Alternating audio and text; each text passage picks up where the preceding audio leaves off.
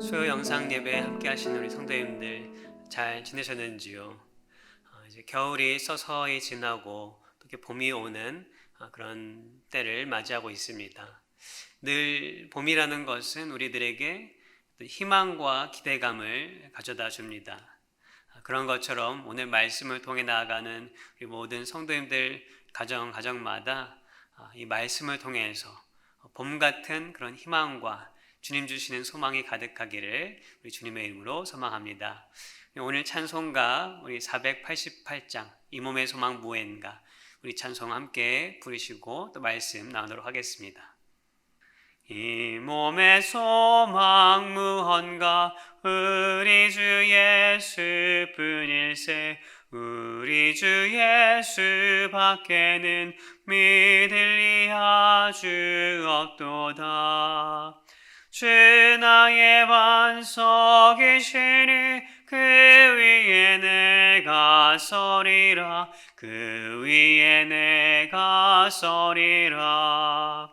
무섭게 바람 부는 밤 물결이 높이 설렐 때 우리 주 크신 은혜의 소망에 닿을 주리라. 주 나의 반석이시니 그 위에 내가 서리라. 그 위에 내가 서리라.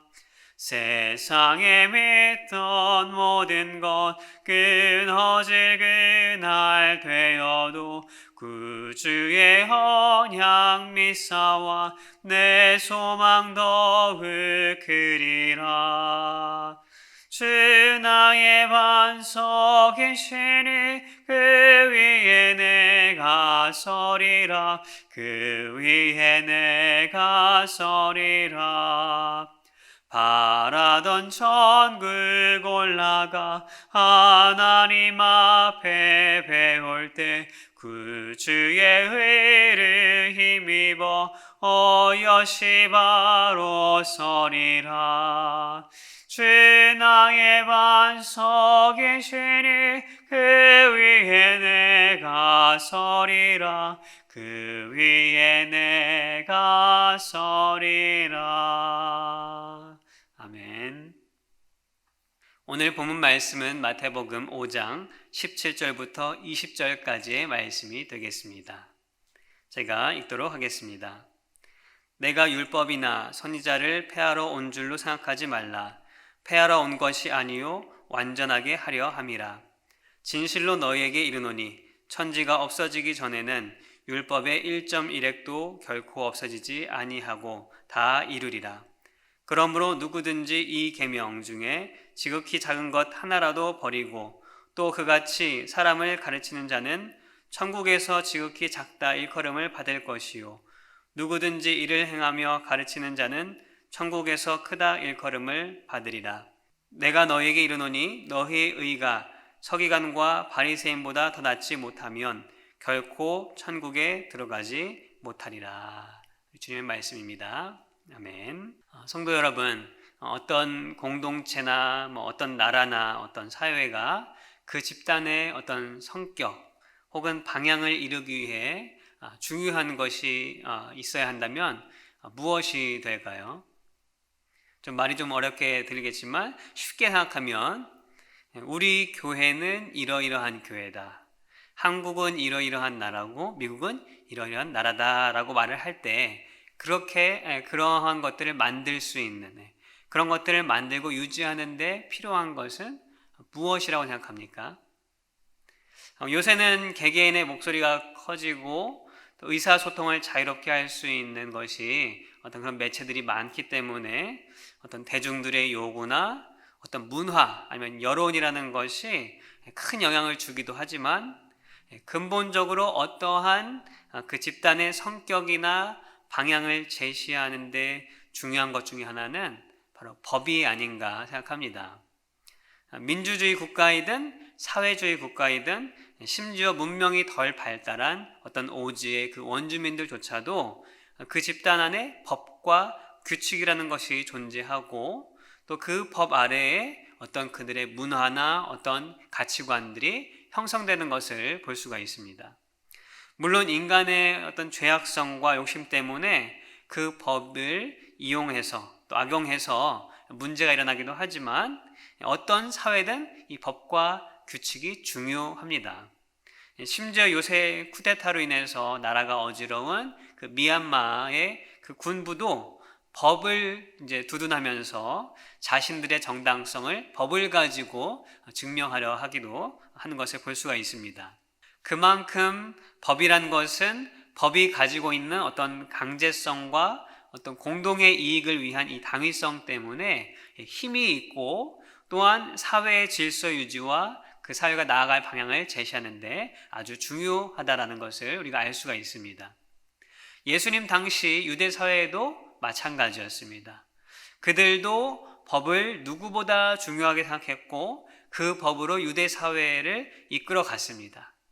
그런데 유대인들이 말하는 법은 어떤 사회의 법, 로마의 법이 아니었죠. 무엇이었습니까? 바로 하나님의 말씀, 율법이었습니다. 하나님께서 모세를 통해 주신 그 율법을 그들은 그들의 법으로 생각하고 그것을 가지고 그 유대인 사회를 지키고 유지해 나갔습니다. 그런데 문제가 있었습니다. 분명히 하나님이 주신 율법은 좋은 것임에도 불구하고 이를 해석하고 행하는 데 있어서 이 유대인들, 특별히 그 유대 지도자들, 바리새인들을 통해서 이 율법 자체를 너무나 중시하고 숭상한 나머지 율법주의가 된 것이 문제였습니다. 그래서 예수님은 산상수훈을 통해서 먼저 우리의 정체성을 깨닫게 하시고 또 더불어서 오늘 본문을 통해서 무엇을 바로잡아 주십니까? 바로 율법에 대한 바른 해석과 바른 지침을 우리에게 알려주고 계시는 것입니다. 산상수훈에서 다룰 만큼 율법의 문제는 중요하다라는 것을 말씀하고 있는 것이죠. 왜 중요할까요? 왜 율법이 믿는 자들에게, 하나님의 백성들에게 중요할까요? 그 이유는 우리 사회에서 법이 어떤 나라나 어떤 공동체의 그 방향을 이끌어가는 것처럼 이 율법도 그 역할을 하기 때문입니다. 우리의 삶 가운데서 믿는 사람들, 하나님의 백성들 가운데서 율법은 우리를 이끌어가는 역할을 합니다. 특별히 율법은 의와 연관이 되어 있고 곧 그 의는 구원과 연결이 되어 있기 때문에 그리고 이것은 결국 우리의 행복과 연관이 되어 있기 때문에 예수님께서는 바른 율법의 해석이 중요한 것임을 오늘 본문 말씀을 통해서 알려주고 있습니다. 오늘 17절부터 20절까지 말씀에서 예수님은 율법에 대해서 무엇이라고 말씀하고 있습니까? 크게 두 가지로 요약을 해볼 수가 있습니다. 첫 번째는 예수님께서 율법을 완전하게 이루신다라는 그 말씀이시고 두 번째는 바리새인의 의보다 더 나은 의가 있어야 천국에 갈 수 있다. 오늘 이 두 가지를 함께 나눠보고 또 다음 시간에는 우리가 이어서 이 말씀에 이어서 나오는 그 예수님의 구체적인 율법의 해석에 대해서 우리가 함께 살펴보는 시간을 가지고자 합니다. 그럼 첫 번째, 율법을 완전하게 하시는 예수님이라는 것은 무엇인가에 대해서 함께 나눠보고자 합니다. 17절에 그 말씀이 나와 있습니다. 17절 말씀을 다시 한번 읽어보겠습니다. 내가 율법이나 선지자를 폐하러 온 줄로 생각하지 말라. 폐하러 온 것이 아니요 완전하게 하려 함이라. 이 말씀을 왜 갑자기 하셨을까요? 누가 예수님 보고 예수님 당신은 율법을 폐하는 분이십니다. 율법을 없애는 분이십니다. 라고 그렇게 말을 했던가요? 네, 여기에 기록이 되어 있지 않지만 상황상 그것이 맞을 겁니다. 왜냐하면 율법주의에 빠져있던 이 바리새인들과 유대인 지도자뿐만 아니라 일반 백성들이 예수님의 말씀을, 예수님의 가르침을 듣고 난 후에 반응이 무엇이었습니까? 이 예수님의 말씀은 무언가 좀 다르다. 그동안에 우리가 들어왔던 말씀과는 좀 다르다라는 그런 표현들을 하게 됩니다. 그래서 산상수훈이 끝나는 이 7장 29절 말씀도 어떻게 끝나냐면은 이 서기관들의 가르침과 다르다라는 그들의 평으로 끝이 납니다. 다름을 좋은 쪽으로 말하면 우리가 다행이겠지만 그 당시 율법에 능통하다는 사람들, 이 바리새인들은 그 다른 것, 예수님의 그 다른 것이 자신들이 지키고 따르는 율법과 반대되는, 오히려 그 율법을 폐하는 것 같은, 율법을 없이 하는 것 같은 그런 잘못된 생각이라고 그들은 주장했습니다. 그래서 앞으로 마태복음 여러 가지 내용들이나 또 다른 복음서에서 보면 이 바리새인들이 계속해서 자신들의 그 율법의 기준을 가지고 예수님을 정죄하고 또 시험하기도 합니다. 그런데 예수님께서 그 잘못된 생각을 오늘 17절 말씀과 그 이후에 나오는 말씀들을 통해서 5장의 예를 통해서 명확하게 바로 잡아주시는 것입니다. 이것은 그 당시 유대인, 유대 지도자들과 더불어 오늘 우리들에게도 율법, 즉 뭡니까? 하나님의 말씀을 깨닫고 행하는 데 있어서 아주 중요한 가르침이 되는 것입니다. 예수님께서 율법을 폐하시는 것이 아니고 완전하게 하신다는 말이 무슨 뜻인가? 이것을 깨닫는 것이 우리가 율법과 하나님의 말씀에 대한 자세, 바른 자세와 바른 태도를 가질 수 있는 길입니다. 이 말씀의 뜻은 성경의 전체적인 흐름에서 볼 때에 율법을 우리가 여러 가지로 말씀할 수 있겠지만 오늘은 두 가지를 함께 나누고자 합니다. 첫 번째는 예수님만이 율법을 온전히 지킬 수 있는 분이시다. 이 당시 바리새인들이 율법이라고 하는 것은 주로 무엇입니까? 모세의 율법, 토라라는 것이죠. 그리고 그 중에서 실제적으로 그들이 강조하는 것은 이것 해라, 저것 해라, 또는 하지 마라 하는 어떤 조목조목 조항들, 그 율법의 조항들이었습니다. 성경은 그렇게 기록하고 있지 않고 또 그런 뜻이 아니었지만 바리새인들과 율법학자들은 그 조항을 세분화시키죠. 그리고 그것들을 하나하나 바로 철저하게 지키도록 그렇게 가르쳤습니다. 의도는 좋을지 모르겠습니다. 다른 세상의 법을 따르기보다는 하나님의 말씀을 하나하나 지키는 것이 훨씬 나은 일일 것입니다. 그런데 그들의 잘못은 하나님의 뜻을 제대로 알지 못한 것이고 또 더불어서 자신들조차도 알지 못했던 그것이 그들의 문제였습니다. 하나님은 율법을 통해 구원에 이르라고 또한 다른 이들을 정죄하라고 그 율법을 주신 것이 아니었습니다. 로마서에 기록된 사도 바울의 말대로 율법은 언제 주어졌습니까? 모세 이후입니다.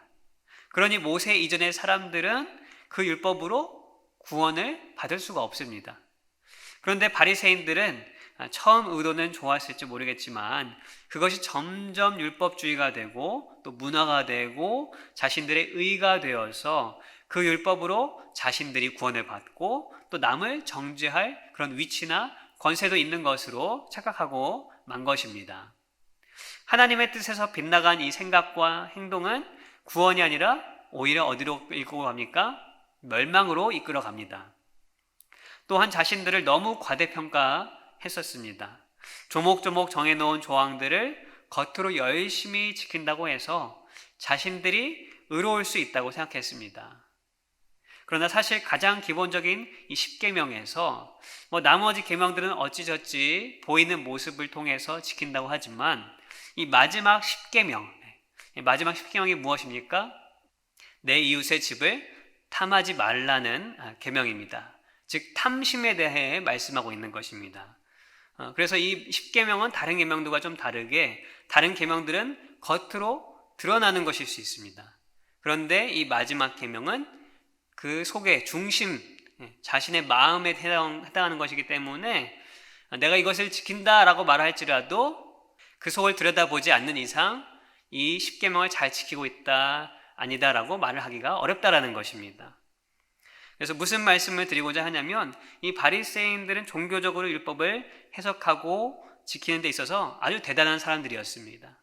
성경에도 나와 있지만 11조와 금식과 여러 가지 그런 어떤 절기, 의식에 대해서 아주 철저했고 안식일이나 정결법에 있어서도 목숨을 거는 사람들이었습니다. 그러나 그들도 다 어떤 사람들이었다? 이 10계명에 딱 걸리게 되면 결국 아무리 다 모든 것을 다 지킨다 할지라도 겉으로는 지켜 보인다 할지라도 그 마음 깊은 곳에 그 중심은 하나님의 그 기준에 차지 않는, 즉 똑같이 모든 사람과 똑같이 죄인이었다라는 것이었습니다. 세상 사람들이 보기에는 자신들이 생각하기에 남들보다 조금 더 의로워 보이고 또 의로운 척 할 수는 있겠지만 결국 십계명도 다 지키지 못하는 그런 죄인에 불과한 사람들이다라는 것입니다. 그렇기에 율법 300 몇 개를 다 지킨다고 자부해도 결국 하나를 지키지 못하면 어떻게 됩니까? 그 율법에서 실패자가 되는 것입니다. 누가 하나님의 이 완전한 율법을 다 지킬 수 있습니까? 인간으로서는 불가능합니다. 성경에 기록된 것처럼 의인은 하나도 없나니, 이 땅에 하나도 없나니, 다 모두가 죄인이다라는 말씀처럼 그 어떤 이도 이 하나님의 말씀에 기록된 모든 율법을 다 지킬 수가 없습니다.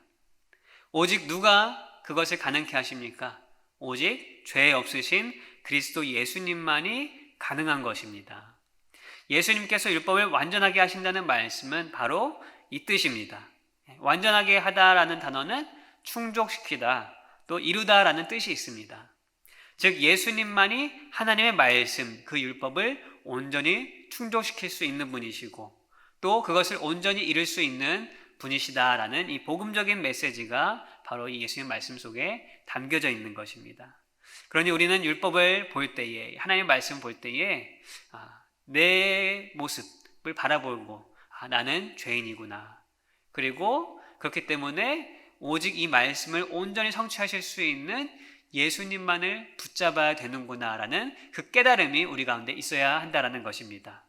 두 번째로는 이 모든 율법은 결국 예수님을 가리키는 예표이다 라는 이 뜻이 예수님께서 예수님이 율법에 완전케 하시는 분이시고 율법의 완성이시다라는 그 말에 담겨져 있는 것입니다. 율법과 선지자라고 말씀하신 것은 우리가 흔히 여러 신약 성경에 쓰인 것처럼 그 당시에 이 하나님의 말씀, 구약 성경을 일컫는 말입니다. 구약의 목적은 무엇입니까?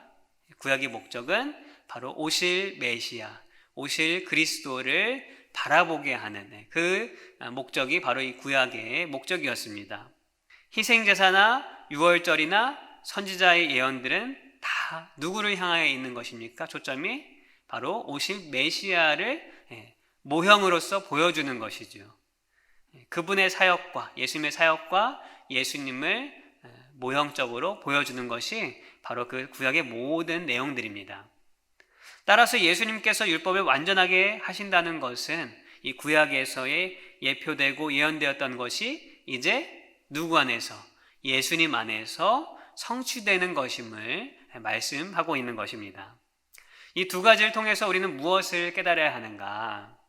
율법, 이 하나님의 말씀을 바라보는 우리의 바른 시각을 가질 수 있어야 합니다. 특별히 바리새인들이 강조했던 어떤 지켜야 하는 이 조항들, 도덕적이고 윤리적인 이 내용들이 오늘 본문 후에 예수님께서 예로 들어주십니다. 그런데 이 두 가지 내용, 예수님만이 율법을 온전히 지킬 수 있는 분이시다 라는 것과 또 모든 이 하나님의 말씀은 결국 예수님을 가리키는 것이다. 이 시각에 빠지면 이 나머지 내용들, 이 산상순의 내용들은 절이나 어떤 도덕 철학에서 말하는 것과 별반 다를 것이 없게 되는 것입니다. 이 하나님의 말씀을 대하는 우리의 자세는 내가 어떻게든 이 말씀을 행해보겠다. 내 힘으로 어떻게든 이 말씀의 깊은 뜻을 파헤쳐서 알아보겠다. 라면서 나 자신을 앞세우기보다는 이 말씀은 오직 예수님을 통해 온전해짐을 알고 예수님을 바라보며 겸손하게 이 말씀에 순종하는 그러한 자세를 가질 때 우리는 진정한 그 말씀의 의미 또 그 말씀이 주시는 은혜를 깨달을 수 있다는 것입니다. 오늘 말씀을 함께 나누는 모든 성도님들이 이러한 성숙하고 바른 말씀에 대한 태도가 있기를 주님의 이름으로 소망합니다. 두 번째로 예수님이 율법에 대해 말씀하신 것은 바리새인의 의보다 나아야 천국에 들어간다라는 말씀입니다. 율법을 말씀하시면서 이 바리새인의 의를 얘기를 하십니다. 이 말씀은 방금 말씀드린 내용들과 결코 다른 말씀이 아니라 이어지는 말씀입니다. 18절, 19절에서 율법이 예수님 안에서 온전히 이루어짐을 강조하십니다. 그리고 후에 20절에서 바리새인의 의에 대해서 이야기하십니다. 그런데 놀라운 것은 예수님께서 뭐라고 말씀하셔요? 그들의 의보다, 바리새인들의 의보다 더 나아야, 더 높아야 천국에 들어간다고 말씀하십니다. 이것은 도대체 무슨 말씀인가? 기본적으로 예수님은 바리새인들에 대해서 어떻게 말씀했습니까? 비판적으로 말씀하셨어요. 책망하셨어요. 근데 갑자기 이제 와서 이들을 칭찬하시는 것인가 하고 우리가 생각할 수도 있을 것입니다. 이 말씀을 풀기 위해서는 바리새인의 의와 그보다 더 나은 의에 대해서 우리가 바로 알아야 합니다. 이 바리새인의 의라는 것은 무엇입니까? 그들이 그들 자신을 두고 나는 의롭다라고 생각한 것. 왜 그들이 옳다라고 생각했습니까? 그것은 그들이 율법을 잘 지켰기 때문에, 그들이 세분화시켰던 율법 조항들을 철저히 지켰기 때문에 그들은 의롭다라고 생각했고, 또 반대로 그것을 지키지 못하는 사람들이 있으면 그들을 정죄했습니다. 율법을 통해 구원을 받는다고 하면 이러한 맥락에서 바리새인들을 따라갈 자가 없습니다. 그럼 예수님은 이 바리새인들보다 더 철저하게 율법을 지켜서 천국에 들어가라 라고 말씀하신 것일까요? 아니겠죠. 예수님께서 바리새인들의 의보다 나아야 한다는 말씀은 그들의 의를 칭찬하고 높이 사기 위함이 아니었습니다.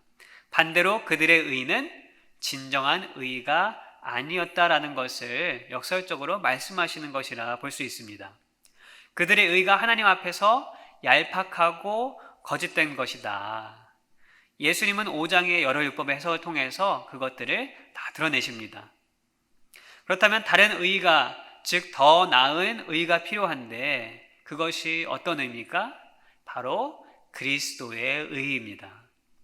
예수님께서 팔복에서 말씀하신 내용들 중에 우리가 함께 나누었던 것처럼 의에 목마르고 줄인 복, 또 의를 위해 핍박을 당하는 그러한 복에 대해서 말씀하셨습니다. 그리고 그 의가 어떤 의라고 말씀하셨어요? 마지막 복에 대해 말씀하실 때에 의를 위해 핍박받는 것이 곧 예수님 때문에 핍박받는 것이다 라고 그렇게 말씀하셨습니다. 우리는 내가 율법을 아무리 잘 지켜도 온전히 지킬 수 없는 그런 사람이라는 것을 우리 자신들이 다 압니다. 그렇기 때문에 온전히 지키실 수 있고 또 그 율법의 완성이신 예수님의 의가 우리는 필요한 것입니다. 그러므로 천국에 들어가는 자는 누구입니까? 그리스도의 이 의를 얻은 자, 예수님의 의로우심의 십자가를 통해 우리에게 주어졌다는 것을 믿음으로 고백하는 저와 여러분인 줄 믿습니다. 당연히 이 의가 바리새인들의 그 의보다 더 나은 것 아니겠습니까?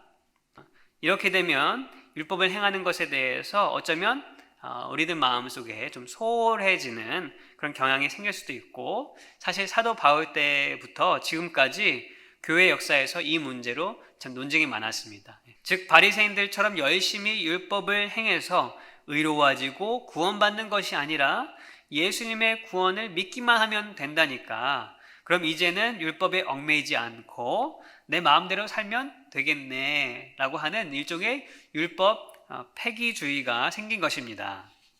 그런데 이것은 사실 율법도 모르고 예수님의 은혜와 의로움은 더더욱 모르는 사람들이 할 수 있는 말입니다. 예수님의 은혜가 충만한 가운데 율법, 하나님의 말씀을 보는 사람들은 이런 말을 할 수가 있을까요? 없을 것입니다.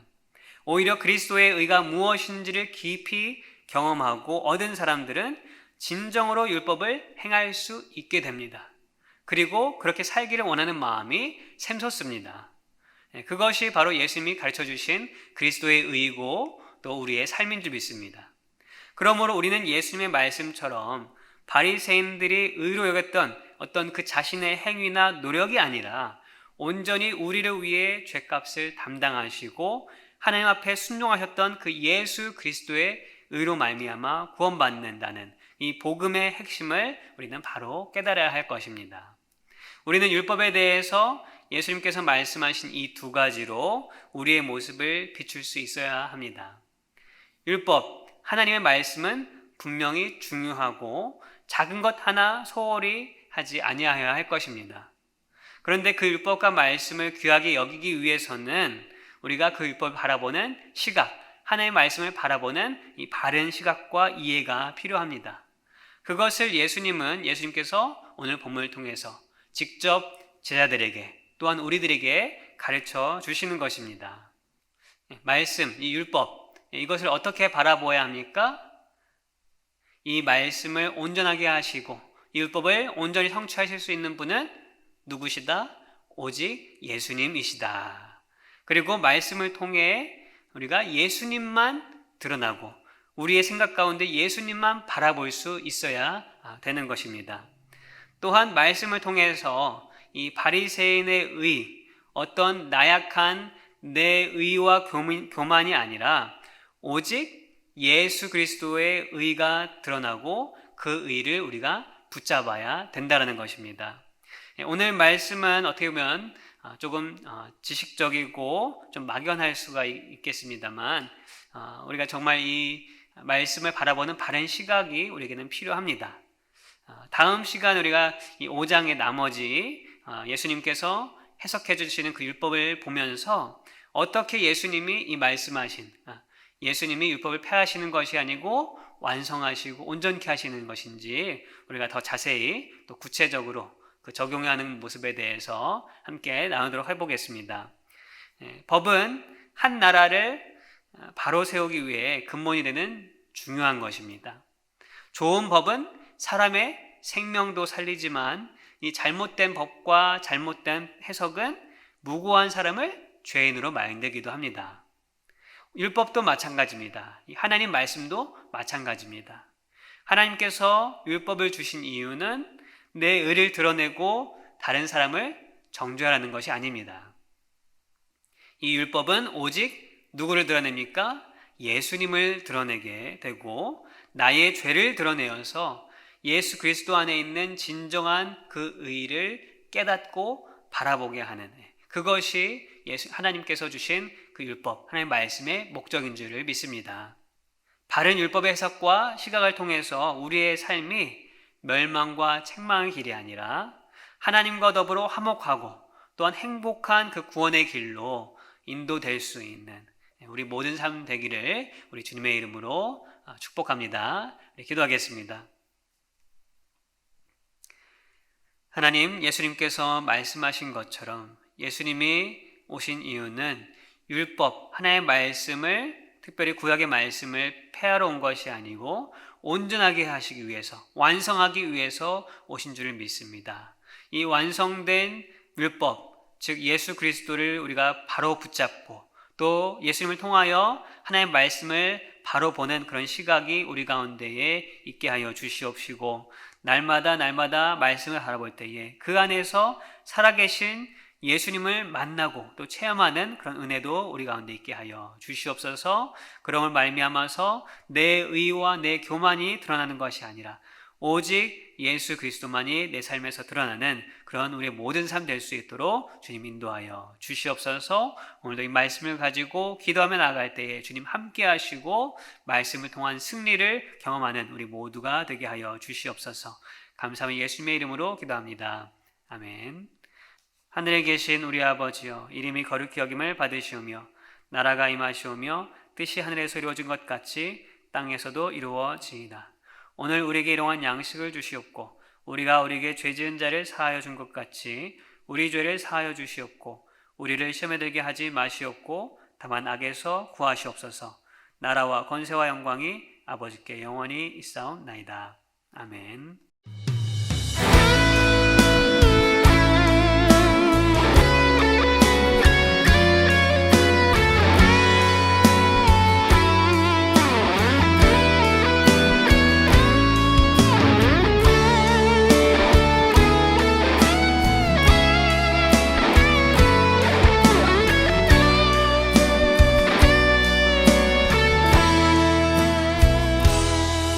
예수 우리들의 밝은 빛 은혜와 긍휼을 베푸시는 주 의의 길을 따라가는 주의 자녀들에게 항상 밝은 빛을 비추시네. 그는 구원의 주 하나님, 공의로 세상을 다스리시네. 주를 경외하는 자들에게 부어주시는 놀라운 주님의 영광. 하늘에서 찬란하게 빛나는 주의 영광, 이 땅에 오셨네. 어둠을 밝히고 새 생명 주시네. 영원히 빛나는 나의 예수님, 높이 영광과 찬양 받으실 그 이름 경배합니다. 슬픔을 거두고 내게 자유 주시네. 기쁨의 노래를 영원한 나의 빈 예수께.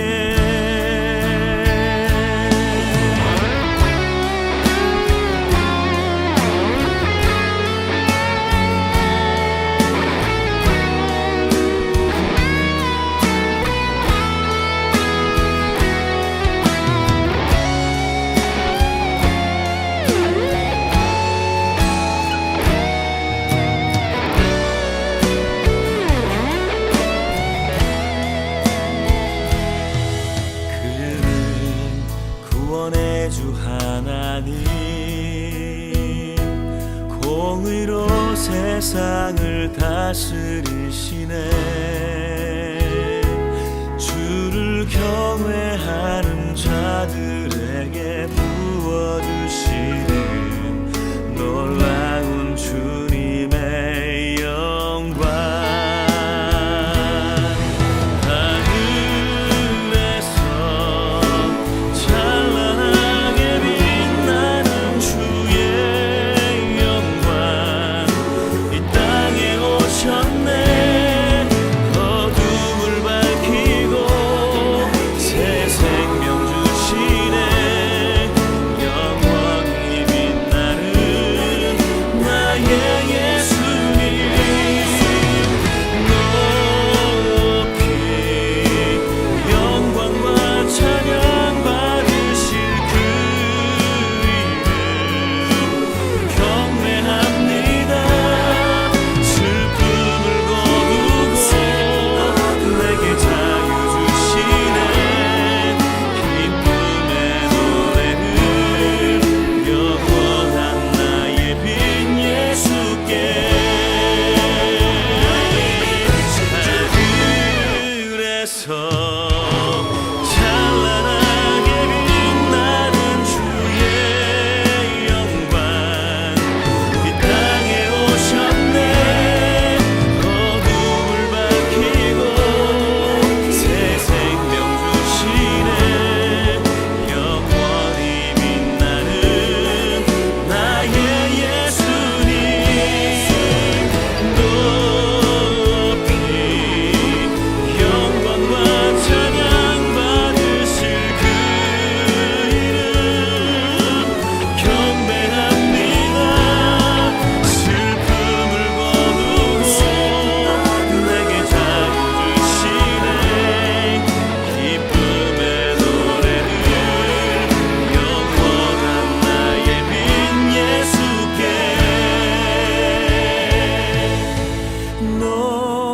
높이 영광과 찬양 받으실 그 이름 경배합니다. 슬픔을 거두고 내게 자유 주시네. 기쁨의 노래를 영원한 나의 빛 예수께.